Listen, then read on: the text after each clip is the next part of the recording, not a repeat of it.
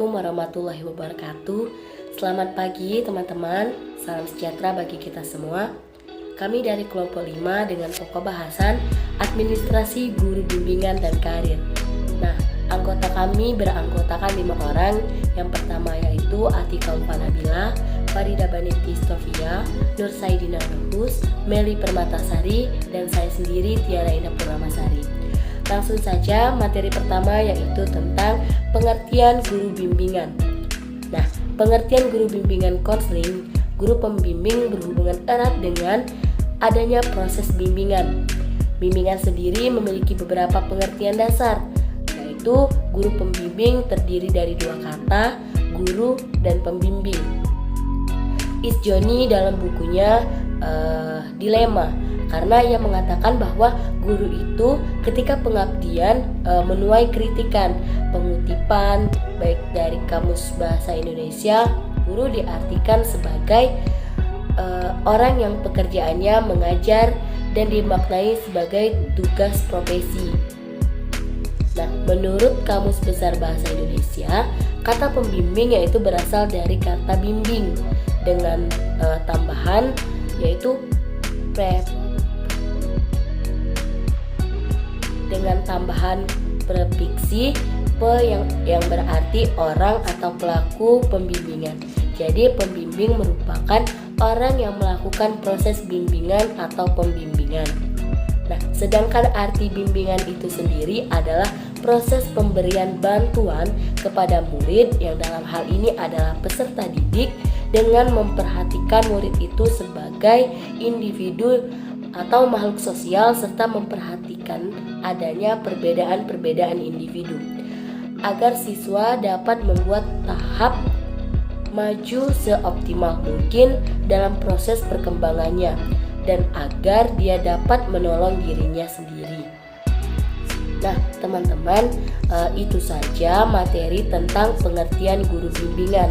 Materi selanjutnya akan dijelaskan oleh rekan saya. Baik, materi yang selanjutnya yaitu tujuan bimbingan dan konseling di sekolah. Pelaksanaan layanan bimbingan dan konseling pada hakikatnya adalah memberi bimbingan kepada individu atau sekelompok individu agar mereka dapat berkembang menjadi pribadi-pribadi yang mandiri. Prayitno menyatakan bahwa bimbingan dan konseling membantu individu untuk menjadi insan yang berguna dalam kehidupannya yang memiliki berbagai wawasan, pandangan, interpretasi pilihan, penyesuaian dan keterampilan yang tepat berkenaan dengan diri sendiri dan lingkungannya. Dapat kita ambil kesimpulan bahwa tujuan umum bimbingan dan konseling ini adalah untuk memandirikan individu itu sendiri. Terima kasih. Macam-macam layanan bimbingan konseling. Yang pertama, layanan orientasi. Layanan orientasi yaitu layanan bimbingan dan konseling yang memungkinkan peserta didik dan pihak-pihak lain yang dapat memberikan pengaruh yang besar terhadap peserta didik, terutama orang tua, memahami lingkungan seperti sekolah yang baru dimasuki peserta didik untuk mempermudah dan memperlancar berperannya peserta didik di lingkungan yang baru ini. Yang kedua ada layanan informasi. Layanan informasi adalah peserta didik dan pihak-pihak lain dapat memberikan pengaruh yang besar kepada peserta didik, terutama orang tua dapat menerima dan memahami informasi seperti informasi pendidikan dan informasi jabatan yang dapat dipergunakan sebagai bahan pertimbangan dan pengambilan keputusan sehari-hari sebagai pelajar, anggota keluarga, dan masyarakat. Yang ketiga ada layanan penempatan penyaluran, yaitu layanan bimbingan yang memungkinkan peserta didik memperoleh penempatan dan penyaluran yang tepat. Misalnya, penempatan penyaluran di dalam kelas, kelompok belajar, jurusan, program studi, program pilihan, magang, kegiatan ekstrakurikuler yang sesuai dengan potensi, bakat, dan minat serta kondisi pribadinya.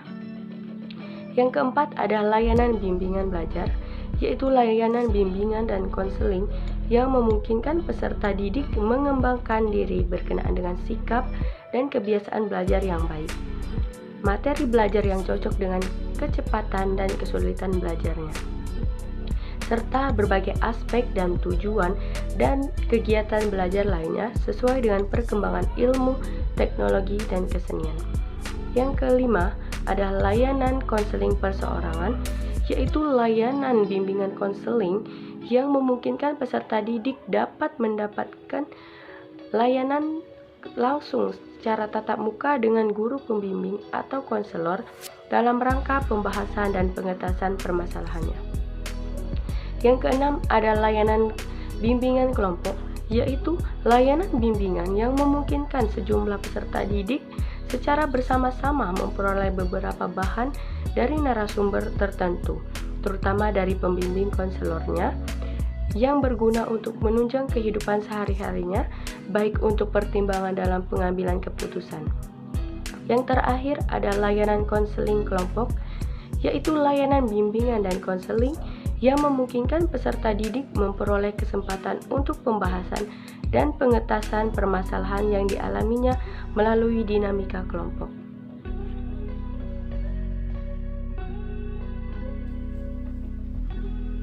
Nah, rekan-rekan, selanjutnya kita akan membahas mengenai peran guru bimbingan konseling dalam menumbuhkan minat siswa untuk memanfaatkan layanan konseling individu.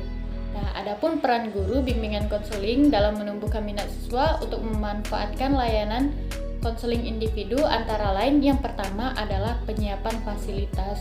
Fasilitas yang diharapkan tersedia di sekolah ialah ruangan tempat bimbingan yang khusus dan teratur, serta perlengkapan lain yang memungkinkan tercapainya proses layanan, bimbingan, dan konseling yang bermutu. Selanjutnya adalah lingkungan fisik tempat wawancara berlangsung. Warna cat tembok yang tenang, beberapa perhiasan dinding, dan sinar yang tidak menyilaukan.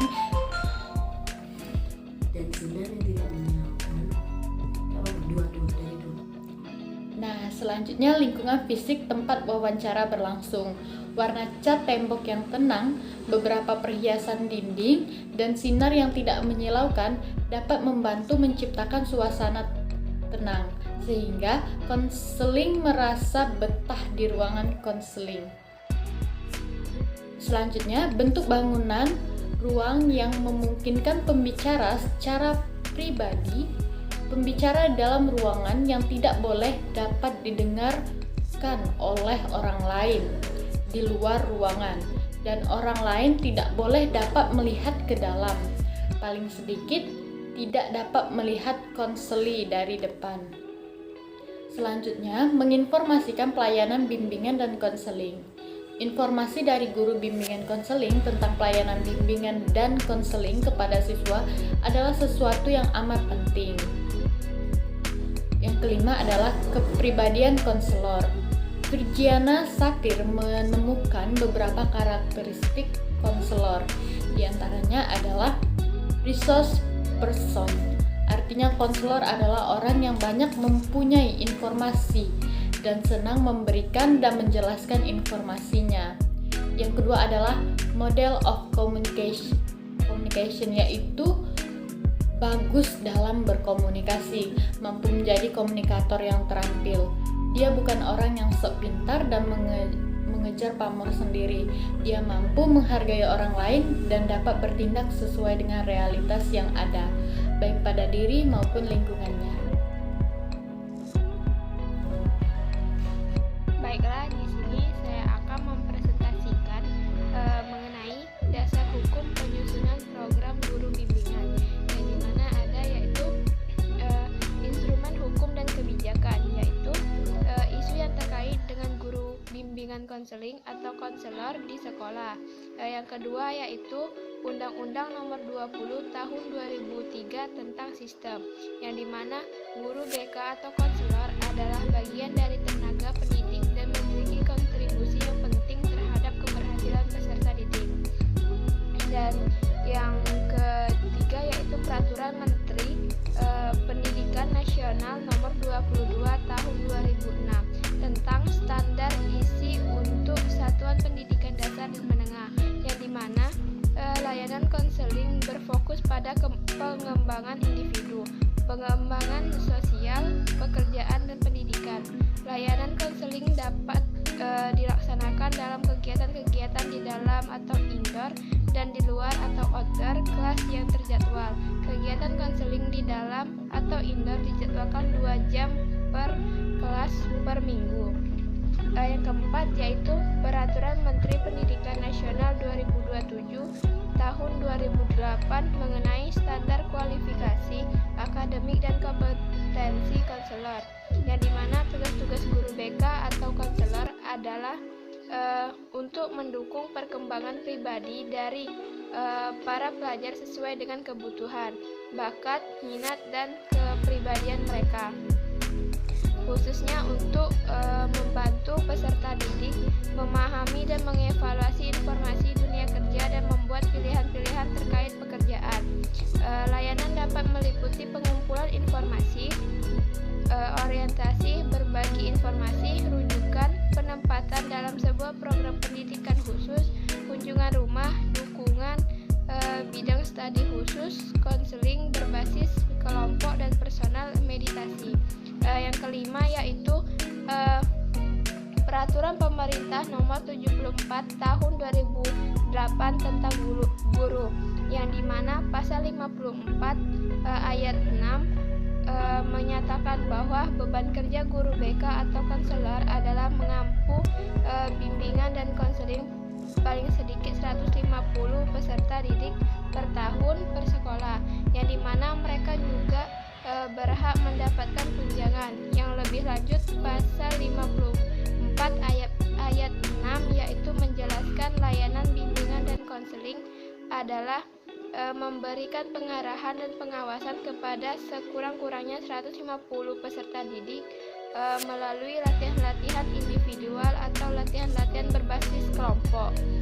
Selanjutnya, yang keenam yaitu Peraturan Bersama Menteri Pendidikan Nasional, Menteri Tenaga Kerja dan Transmigrasi dan Kepala Badan Kepegawaian Negara Nomor 3/PB/PB/2010 Nomor 14 Tahun 2010 tentang petunjuk pelaksanaan jabatan fungsional guru dan angka kreditnya, yang dimana pasal 22 ayat 5 menyatakan bahwa evaluasi kinerja guru BK atau konselor mengukur perencanaan, pelaksanaan, evaluasi, analisa, dan tindak lanjut program tahunan, semester, bulanan, mingguan, dan harian untuk 150 sampai 250 peserta didik per tahun. Selain itu, panduan dari Kementerian Pendidikan Nasional, Direktur Jenderal Peningkatan Mutu Pendidik dan Tenaga Pendidikan tahun 2009 memberikan rincian lebih jauh mengenal tugas-tugas guru BK atau konselor dari inspektur sekolah. Di bawah ini adalah rangkumannya, yang dimana yang pertama yaitu guru BK atau konselor harus bertanggung jawab dalam memberikan pelayanan setidaknya bagi 150 orang peserta didik dan tidak boleh lebih dari 250 peserta didik setiap tahunnya. Guru BK atau konselor yang diberi tugas tambahan sebagai kepala sekolah mengampu minimal 40 orang peserta didik dan wakil kepala sekolah minimal 80 orang peserta didik yang menjadi kewajibannya dalam pelayanan BK. Konselor harus bekerja 24 jam per minggu dengan peserta didik. Yang kedua yaitu inspektur sekolah harus mengawasi antara 40 dan 60 orang guru BK atau konselor dan melaksanakan kegiatan-kegiatan berikut. Yang ketiga yaitu perumusan rencana aksi tahunan dari semester dan memantau program-program rencana kepengawasan bimbingan dan konseling atau RKBK, yaitu isu-isu rinci yang perlu ditangani, tujuan, indikator keberhasilan, strategi atau metodologi, sumber daya yang dibutuhkan, instrumen penilaian dan pemantauan, yang dimana penerapan kegiatan pemantauan dan pembinaan sebagai bagian dari kegiatan pemantauan rutin di tingkat kota madya. Pemantauan tersebut akan berfokus pada kapasitas guru BK atau konselor untuk merencanakan, menerapkan, dan menilai proses konseling. Pemantauan ini akan meliputi interaksi tatap muka antara pengawas dan guru BK atau konselor dalam pemantauan yang akan didokumentasikan dalam sebuah laporan sekolah. Yang keempat yaitu kegiatan-kegiatan pembangunan Kapasitas yang diselenggarakan paling sedikit 3 kali per semester sebagai bagian dari pertemuan kelompok guru, BK atau konselor atau musyawarah guru pembimbing, disingkat MGP, untuk memperkenalkan metodologi baru. Menurut Prayitno 2004 juga menggarisbawahi bahwa penerapan konseling di sekolah yang berhasil membutuhkan dukungan dari pihak-pihak lain, khususnya kepala sekolah yang bertanggung jawab untuk mengembangkan layanan konseling, khususnya yaitu mengkoordinasi penyusunan dan pelaksanaan program serta menyediakan panduan bagi terselenggaranya layanan BK. Yang kedua yaitu menyediakan sarana dan prasarana, staf serta kelengkapan lainnya bagi terselenggaranya pelayanan BK yang efisien dan efektif. Yang ketiga yaitu mengawasi dan membina kinerja guru BK atau konselor dalam mengembangkan kemampuan mereka untuk merencanakan, melaksanakan, dan mengevaluasi program bimbingan dan konseling, serta dalam mengembangkan profesionalitas mereka. Mungkin itu saja penjelasan dari saya. Saya akhiri. Wabillahi taufiq wal hidayah. Wassalamualaikum warahmatullahi wabarakatuh. Terima kasih. Baiklah teman-teman, ini saja materi kita pada pagi hari ini tentang administrasi guru bimbingan dan karir. Lebih dan kurangnya kami mohon maaf, kepada Allah kami mohon ampun. Kami akhiri. Wassalamualaikum warahmatullahi wabarakatuh.